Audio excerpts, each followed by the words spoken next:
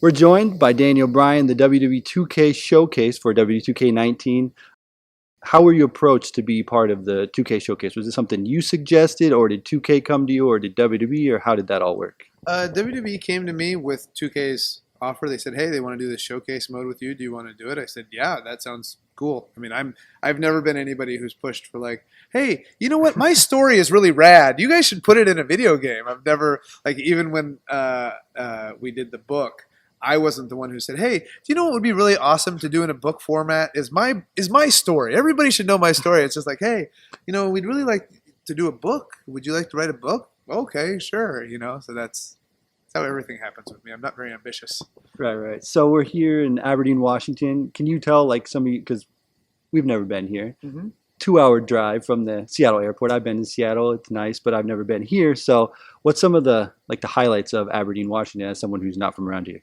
To me, so the highlights are the beauty of so Western Washington is beautiful, but then you get off of I-5 and you get off of the major cities and you come down and you get out of Olympia and you're about 15 minutes outside of Olympia and you go down like this ravine and then you're just surrounded by tall trees on both sides, and that's when I really start to feel like home.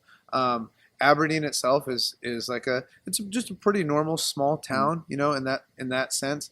But I think what makes it unique is the ecosystem and the people that it raises around here, because you get used to 82 inches of rain a year and like that sort of thing. We're also very close proximity to the beaches, and so there's something that's very much a Pacific Northwestern thing is the idea of clam digging, and it's very different from East Coast clam digging, because we have razor clams here, and razor clams are this long, and like so you dig them out, and they're about this far down into the sand. So you're looking for holes in the thing, and you're pounding the shovel in the thing, and so I mean, there's a lot of unique things. My parents grew up in an area a couple hours north of here called Quinault, which is actually part of a temperate rainforest, which is the only rainforest here in the United States, at least. And so where they grew up, they get 160 plus inches of rain a year. And so we have just the national parks up there. I mean, this area,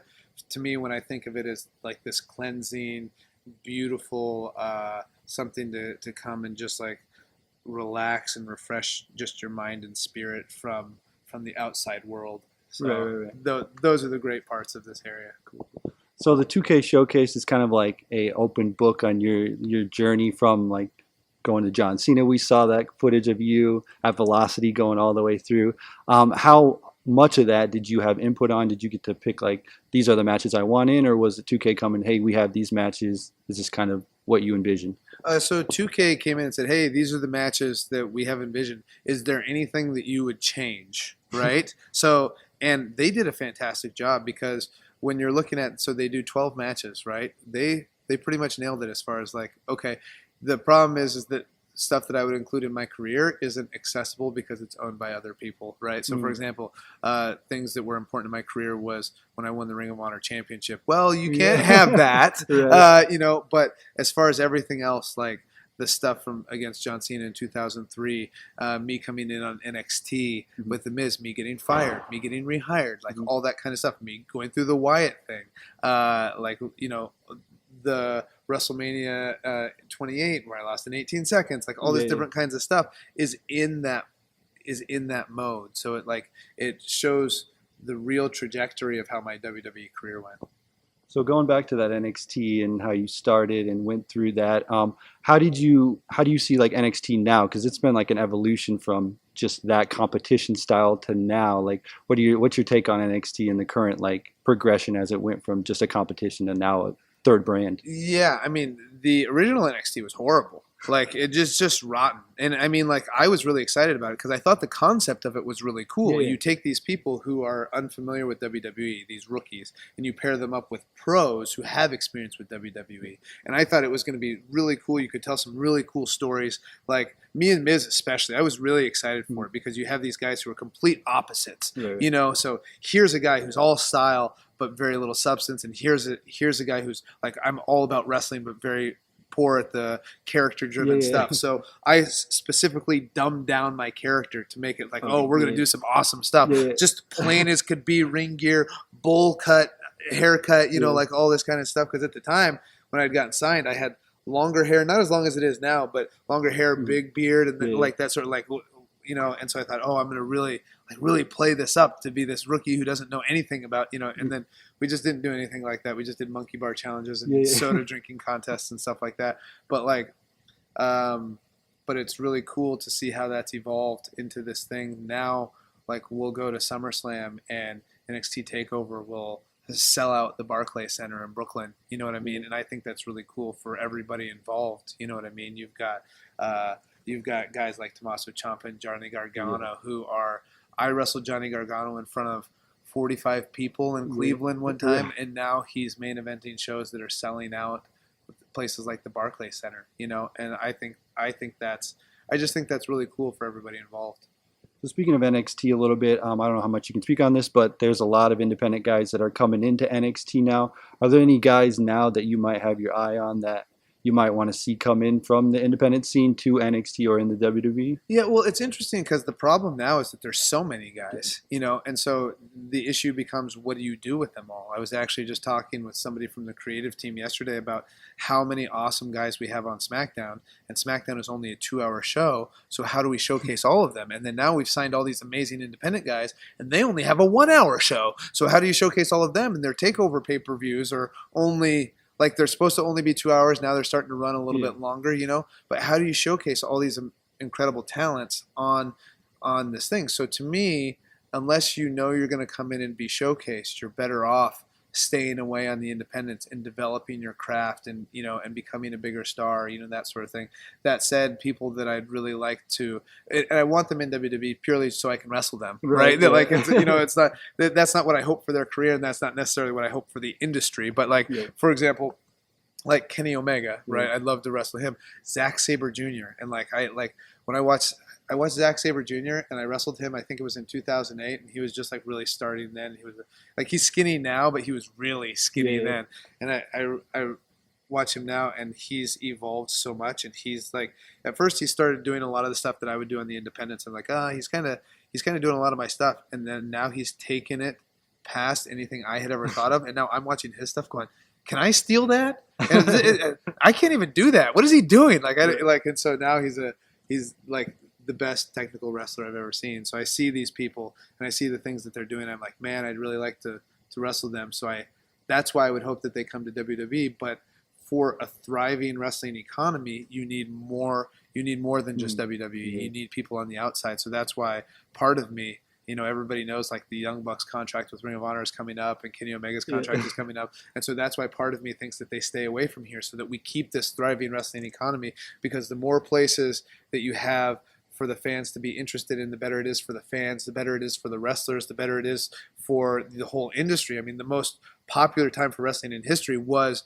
when there were two companies that were like competing back and forth, and it was great for the wrestlers, it was great for the fans, and it was great for each individual company. I mean, the wrestling had never been so popular as it was during that era. And so, like, I think there's a real opportunity, and especially with now you can reach fans in a different arena with the internet and all that kind of stuff. And I think that is where I would like to see wrestling as an industry go, is like to get a real competition to WWE that makes it better for everybody. So there's Chris Jericho. He's kind of doing his own thing right now. He's still like WWE, but he's also doing other stuff. Is that somewhere that you could see your career maybe going, like following like his footsteps, like later on when you accomplish like all the goals that you want in WWE, maybe, branching out, but still being like WWE, like loyal, I guess not the right word, but WWE family, where they're always welcome back, but they do want to go out and, test themselves and see if, well, maybe this guy is somebody that I want to take on or something like that. Yeah, I would like to see the wrestling world be a little bit more open. And I think Chris Jericho himself has kind of done that, in the sense of like, he's still on good terms with WWE, but he wants to go do these things that are creatively fulfilling to him because he loves wrestling. So like creatively, I want to go do this. And how cool would it be for Chris Jericho to go do a Tokyo Dome show, right? And then come back and do WrestleMania.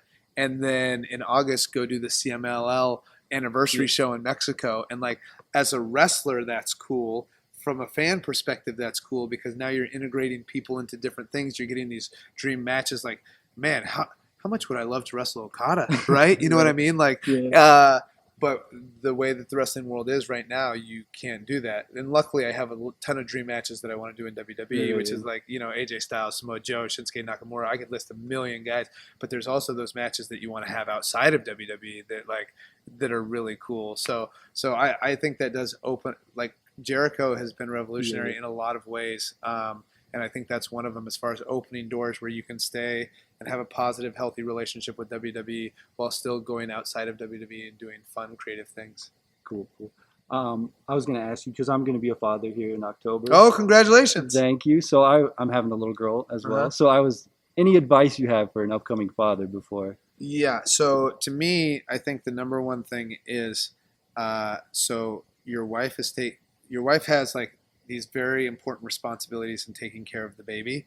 So I took as my number one job is taking care of my wife, right? Like, so making sure anytime that I can take the baby so that she can sleep, or anytime I can make her food, or anytime I can do this, she's nourishing the baby. So I need to make it my number one priority to nourish her.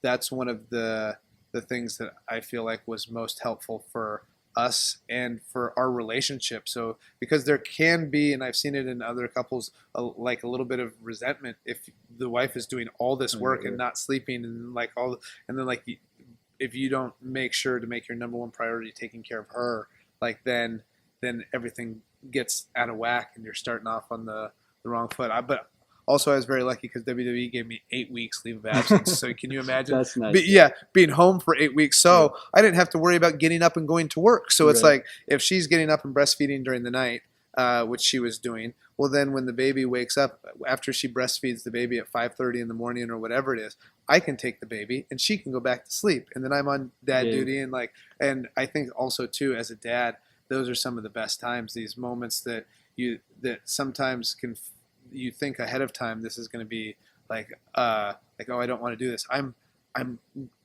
grossly, I just stay away from poop. Is disgusting to me, right? All of a sudden you have a baby and it's not so disgusting anymore, and it just becomes, my thing was at the hospital, and once we got home, change every diaper. Like, she's got enough on her plate. She doesn't need to be doing that sort of thing. If I can do it, I want to be of most help to her as I could be. That would be my number one advice.